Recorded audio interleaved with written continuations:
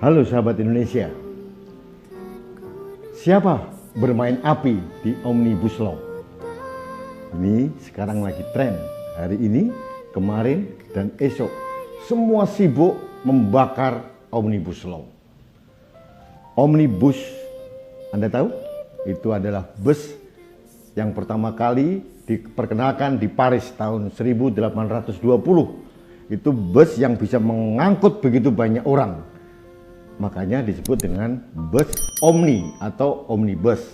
Kemudian sejarahnya omnibus ini dikembangkan di Amerika Latin menjadi semua saja yang bisa masuk dalam satu keranjang dinamakan omnibus.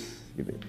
Kalau Anda makan semua hal dan digabungkan dalam satu perut, namanya perut Anda adalah perut omnibus, katanya begitu. Nah, sahabat Indonesia, Omnibus Law adalah suatu undang-undang yang merangkum begitu banyak undang-undang yang ada untuk dipadukan, disatukan dalam suatu kerangka undang-undang yang integratif.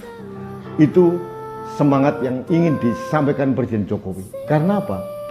Indonesia dari dulu terkenal undang-undang satu ke undang-undang yang lain saling tabrakan. Nah, ini yang tidak dikehendaki oleh Presiden Jokowi. Makanya dia memerintahkan pembantunya dan kerjasama dengan anggota DPR untuk membuat yang namanya Omnibus Law. Dari 79 undang-undang disatukan dalam keranjang Omnibus Law dan ada 11 klaster. Nah, salah satu klaster yang mendapatkan resistensi cukup keras adalah klaster Undang-Undang Cipta Lapangan Kerja. Ini yang sedang ramai.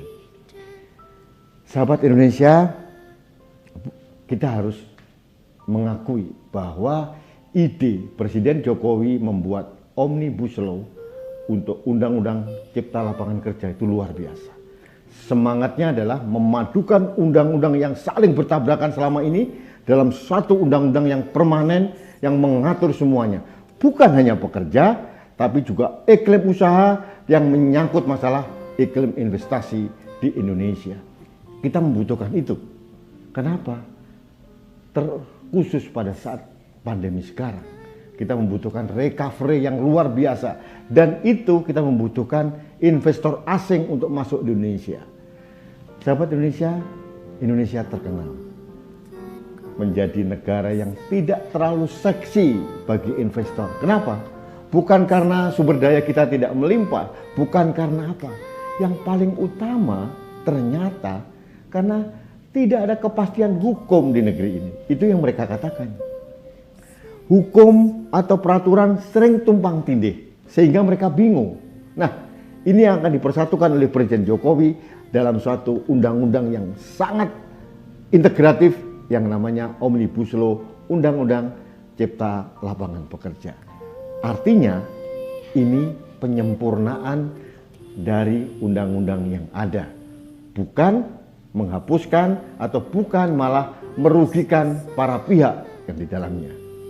Dalam Undang-Undang Cipta Lapangan Kerja tidak ada satupun pasal-pasal yang merugikan buruh atau pekerja. Tidak ada satupun yang merugikan asosiasi pengusaha atau investor. Intinya Presiden Jokowi ingin membuat iklim usaha yang kondusif. Makanya beliau ingin dikenang sebagai Bapak Omnibus Law di Indonesia. Tapi pertanyaannya sekarang, mengapa Omnibus Law, khususnya yang klaster Undang-Undang Cipta Lapangan Kerja ini, begitu mendapat tolakan? Nah, ada beberapa hal. Saya mengkritik juga pemerintah dan DPR, bahwa mungkin selama ini pemangku kepentingan yang ada, mulai dari asosiasi pekerja atau federasi buruh atau yang lain-lain atau mungkin akademisi, kurang didengar suaranya. Makanya menimbulkan resistensi. Tapi kalau dari versi pemerintah atau versi DPR, mereka sudah melakukan itu. Mungkin kurang optimal. Nah, sahabat Indonesia, beberapa hari ini muncullah tolakan-tolakan Omnibus Law, Undang-Undang Cipta Lapangan Kerja. Muncul berbagai keluhan-keluhan bahwa Undang-Undang Cipta Lapangan Kerja merugikan buruh ini. ada mungkin 12 item. Ternyata begitu ditelisik lebih dalam lagi, semuanya hoax alias berita palsu. Kenapa? Tidak ada di Undang-Undang Cipta Lapangan Kerja ini yang merugikan buruh, masalah buruh kontrak, atau pekerja dengan paruh waktu, atau cuti, itu pun tidak ada yang dirugikan. Semuanya diatur. Mungkin mereka kurang teliti dalam membacanya. Nah, yang paling mungkin lagi, ada kelompok tertentu yang menggunakan isu Omnibus Law ini untuk membuat kegaduhan. Saya sebagai rakyat percaya yang terakhir ini. Kenapa?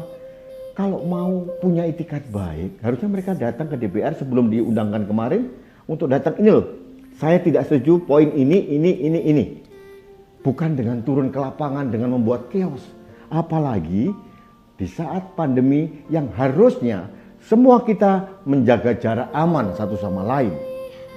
Nah, ini apa yang terjadi?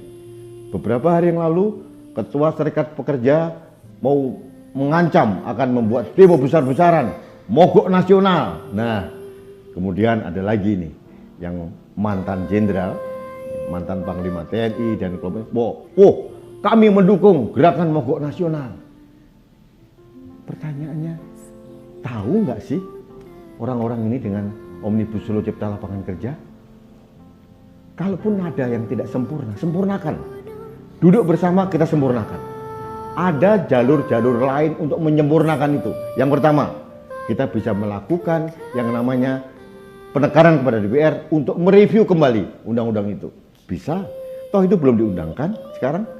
Ya, sahabat Indonesia, undang-undang ini belum serta-merta berlaku pada hari ini juga. Meskipun sudah diketok palu oleh Ketua DPR. Perlu peraturan-peraturan turunan di bawahnya. Perlu peraturan pemerintah, peraturan menteri, peraturan dirjen, peraturan gubernur, peraturan wali kota, peraturan bupati. Jadi pasti panjang urutannya. Jadi kenapa kita terburu-buru mau menghantam pemerintah dalam kaitan ini? Saya kok tidak yakin mereka punya niat yang baik. Mohon maaf nih sahabat Indonesia. Karena saya tahu kelihatannya orang-orang ini punya intens yang negatif. Punya kehendak yang negatif, hanya membuat kegaduhan. Oke, yang pertama tadi. Yang namanya judicial review. Bisa dilakukan melalui apa? MK. Kalau sebagai warga bangsa atau kelompok warga bangsa tidak setuju dengan undang-undang, kita bisa melakukan uji materi di Mahkamah Konstitusi. Semua ada jalurnya, semua ada jalannya, semua ada mekanismenya. Kenapa itu tidak dilakukan? Jangankan masalah pasal demi pasal, dibatalkan pun bisa kalau MK memutuskan seperti itu. Jadi ada dua jalan. Jalan untuk meminta DPR untuk mereview kembali atau minta kepada MK uji materi. Ada jalannya, ada mekanismenya, ada caranya. Nah, sahabat Indonesia, saya dengar hari ini dan mungkin besok mereka mengerahkan mahasiswa. Aliansi BEM seluruh Indonesia akan menggerakkan mogok massa karena dianggap pemerintah zolim. Hei mahasiswa, ngerti nggak Anda Omnibus Law? Ngerti nggak Anda Undang-Undang Cipta Lapangan Kerja? Sudah belajar belum? Jangan bergerak, beraksi hanya berdasarkan asumsi atau kabar bohong. Sebagai intelektual, Anda memalukan. Sebagai pemimpin bangsa, memalukan kalau Anda ikut dalam tarian yang digerakkan oleh orang-orang yang sengaja membuat chaos. Pelajari dulu, satu demi satu, pasal demi pasal. Kalau tidak, memalukan. Anda nanti hanya sebagai kayak kuda. Kuda tunggangan para politisi, kuda tunggangan para gelandangan politik, kuda tunggangan para petualang yang ingin merebut kekuasaan dari negara ini. Malu, Anda calon pemimpin bangsa. Jadi mendingan kalau saya jadi Anda, saya akan datang ke Ketua DPR atau ke pemerintah minta penjelasan lebih detail seperti apa. Apakah benar hoax ini? Tentu saja namanya hoax tidak ada yang benar. Tolong belajar mengerti tentang sesuatu yang esensial. Jangan hanya di permukaan, Anda bergerak, mengerahkan orang di masa pandemi, belum nanti terjadi klaster dari demonstrasi ini, Anda bertanggung jawab. Kalau penyebaran virus corona ini muncul karena ulah para demonstran, Anda harus bertanggung jawab. Jangan asal teriak, jangan memprovokasi. Belum lagi saya dengar ada anak STM mau turun juga.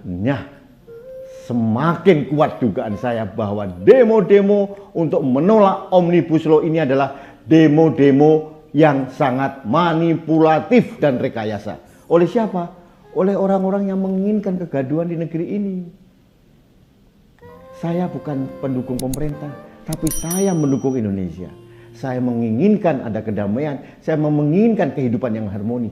Apalagi di masa pandemi ini. Semua lagi bertahan dari serangan virus, semua lagi bertahan dari serangan pandemi ekonomi yang menghantam kita. Anda merusaknya dengan serta-merta. Ini sangat tidak fair. Jadi saran saya kepada adik-adik mahasiswa atau ada di STM atau kelompok-kelompok pekerja, jangan mau Anda dijadikan tunggangan kaum politisi busuk yang sekedar ingin memanfaatkan keberadaan Anda di lapangan. Yang rugi siapa? Anda. Nanti kalau investor tidak mau datang ke sini, nanti kalau pengusaha hengkang dari Indonesia, pabrik-pabrik tutup, siapa yang rugi? Anda bukan? Tidak ada dalam pasal demi pasal di Undang-Undang Nomor 13 Tahun 2003 tentang ketenagakerjaan yang dihilangkan dari Undang-Undang Cipta Lapangan Kerja ini. Justru disempurnakan. Pelajari itu. Jangan hanya beraksi, berasumsi dari tulisan WA Group atau media sosial yang lain. Cross check, bener nggak sih?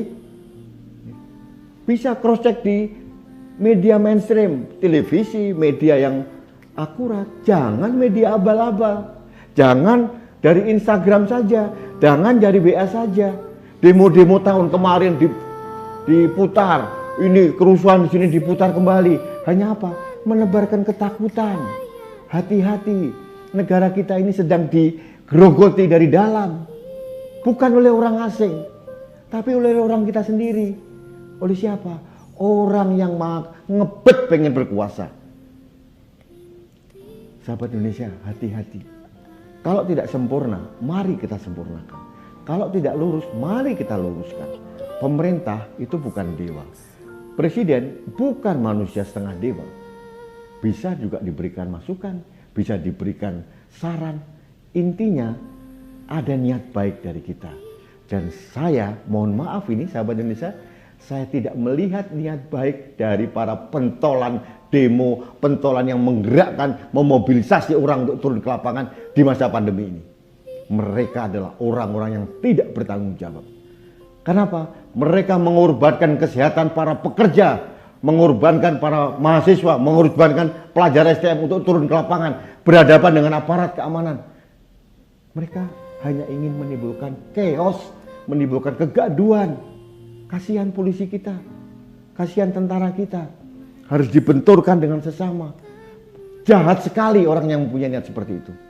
Jadi maaf, ya, tolong Anda sabar dan mohon Anda jangan terpancing dengan provokasi.